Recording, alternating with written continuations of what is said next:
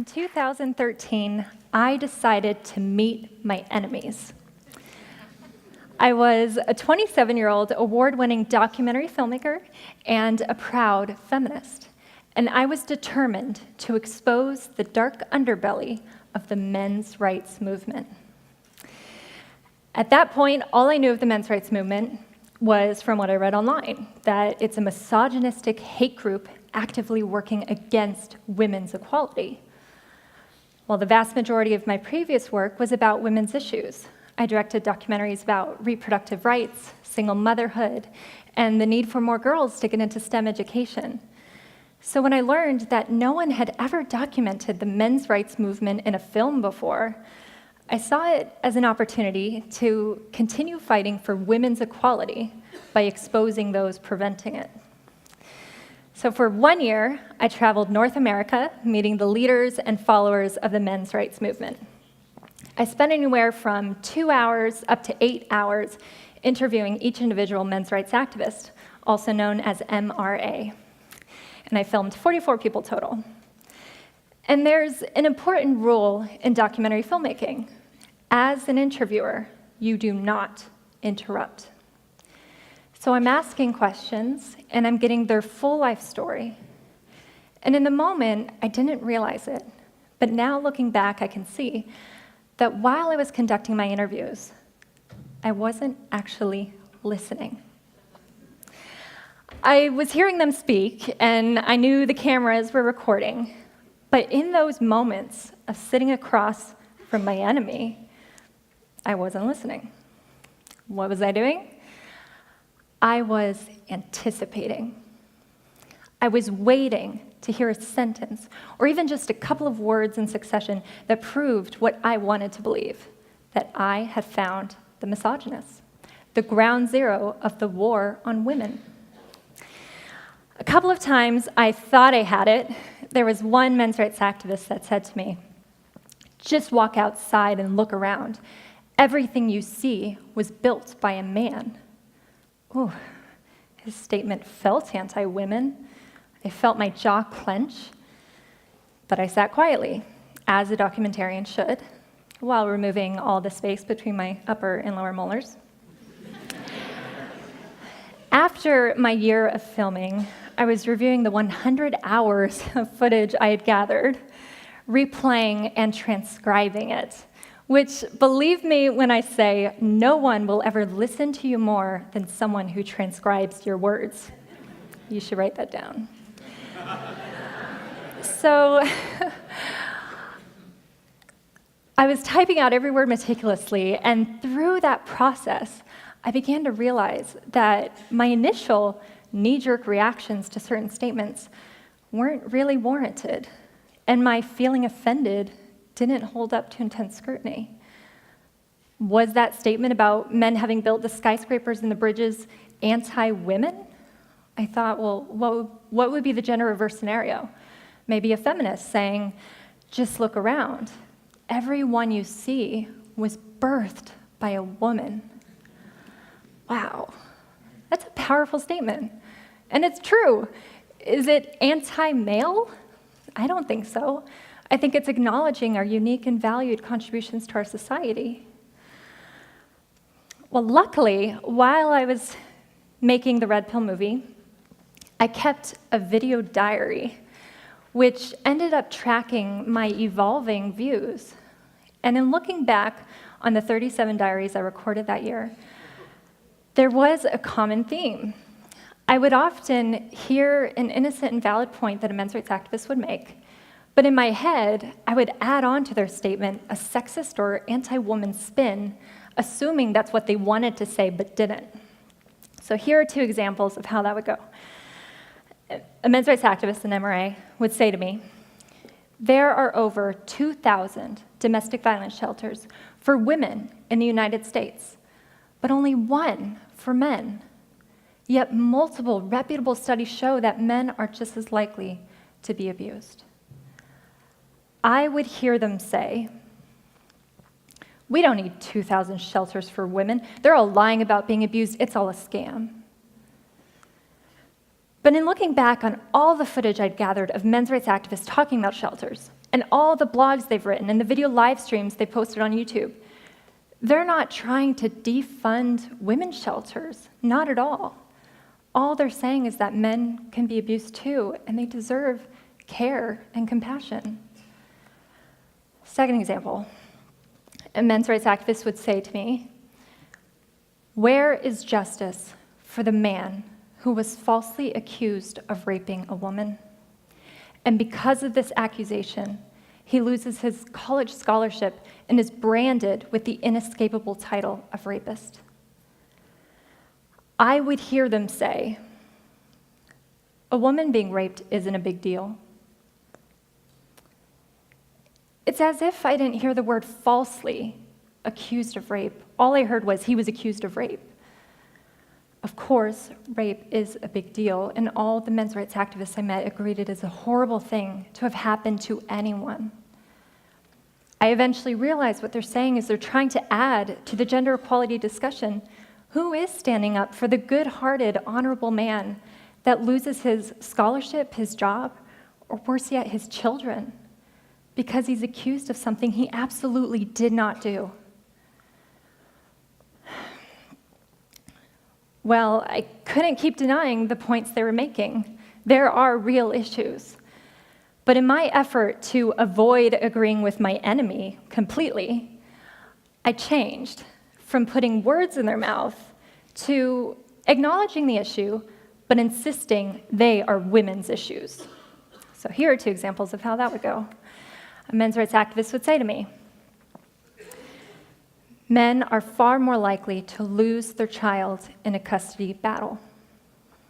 And I would counter, well, because women are unfairly expected to be the caretaker, it's discrimination against women that women get custody more often. Yeah. I'm not proud of that. Second example, an MRA would say to me, "Men are roughly 78% of all suicides throughout the world." And I would counter with, "But women attempt suicide more often. So ha." Ha? It's not a contest, but I kept making it into one.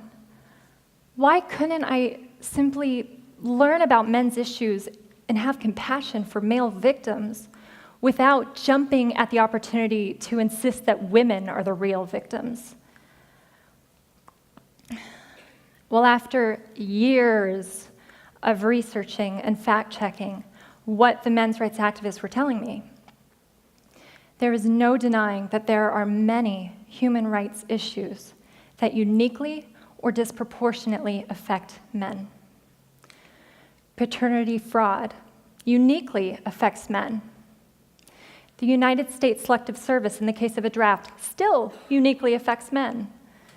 Workplace deaths, disproportionately men.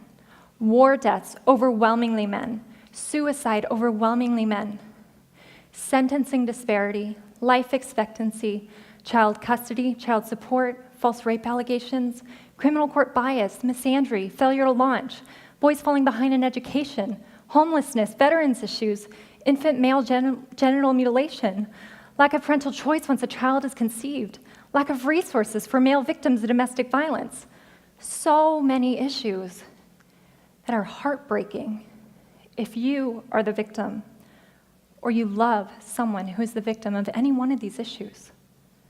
These are men's issues, and most people can't name one because they think, well, men have all the rights, they have all the power and privilege. But these issues deserve to be acknowledged. They deserve care, attention, and motivation for solutions. Before making the Red Pill movie, I was a feminist of about 10 years, and I thought I was well-versed on gender equality issues. But it wasn't until I met men's rights activists that I finally started to consider the other side of the gender equality equation. It doesn't mean I agreed with all that they said, but I saw the immense value in listening to them and trying to see the world through their eyes. I thought, if I could get my audience to also listen to them. It could serve as a rung on the ladder, bringing us all up to a higher consciousness about gender equality. So in October 2016, the film was released in theaters, and articles and critic reviews started to roll in. And that's when I experienced how engaged the media is in groupthink around gender politics. And I learned a difficult lesson. When you start to humanize your enemy, you, in turn, may be dehumanized by your community. And that's what happened to me. Rather than debating the merit of the issues addressed in the film, I became the target of a smear campaign. And people who had never seen the movie protested outside the theater doors, chanting that it was harmful to women. It certainly is not. But I understand their mindset. If I never made this movie and I heard that there was a documentary screening about men's rights activists that didn't show them as monsters, I too would have protested the screenings or at least signed the petitions to ban the film because I was told that they were my enemy. I was told that men's rights activists were against women's equality. But all the men's rights activists I met support women's rights and are simply asking the question, why doesn't our society care about men's rights? Well, the greatest challenge I faced through this whole process, it wasn't the protests against my film, and it wasn't how I was treated by the mainstream media, even though it got pretty disgusting at times. The greatest challenge I faced was peeling back the layers of my own bias. It turns out I did meet my enemy while filming. It was my ego saying that I was right and they were subhuman. It's no secret now that I no longer call myself a feminist, but I must clarify, I am not anti-feminist, and I am not a men's rights activist. I still support women's rights, and I now care about men's rights as well. However, I believe if we want to honestly discuss gender equality, we need to invite all voices to the table. Yet this is not what is happening. Men's groups are continually vilified, falsely referred to as hate groups, and their voices are systematically silenced. Do I think either movement has all the answers? No. Men's rights activists are not without flaws, and neither are feminists. But if one group is being silenced, that's a problem for all of us. If I could give advice to anyone in our society at large, we have to stop expecting to be offended, and we have to start truly, openly, and sincerely listening. That will lead to a greater understanding of ourselves and others, having compassion for one another, working together towards solutions because we all are in this together. And once we do that, we can finally heal from the inside out. But it has to start with listening. Thank you for listening.